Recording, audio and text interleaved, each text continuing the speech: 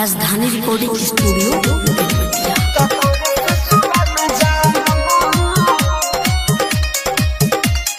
DJ मिट्टू राजापुर सोनी।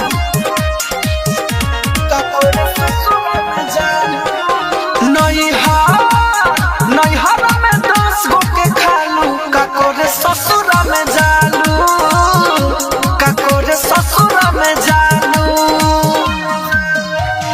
केहू से ना हो तुला जालू काकोरे ससुरा में जालू काकोरे ससुरा में जालू हाँ नैहरा में 10 गो के खालू काकोरे ससुरा में जालू काकोरे ससुरा में जालू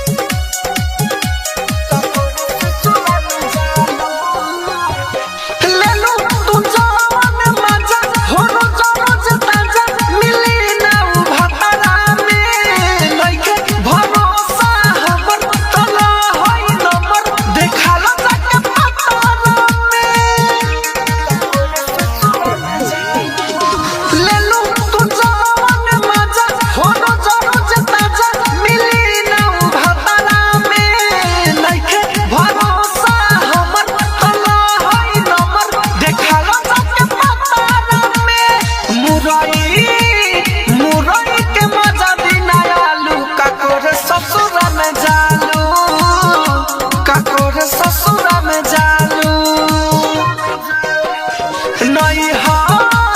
नैहरा में 10 गो के खालू काकोरे ससुरा में जालू काकोरे ससुरा में जालू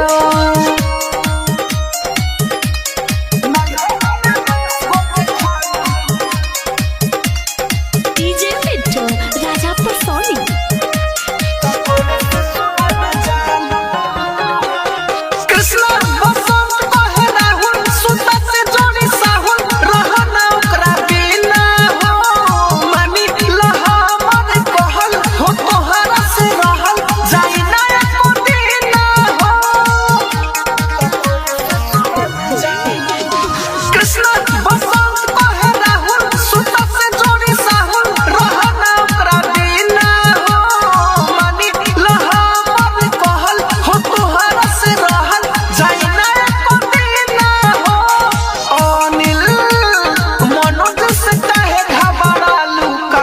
ससुरा में जालू काकोरे ससुरा में जालू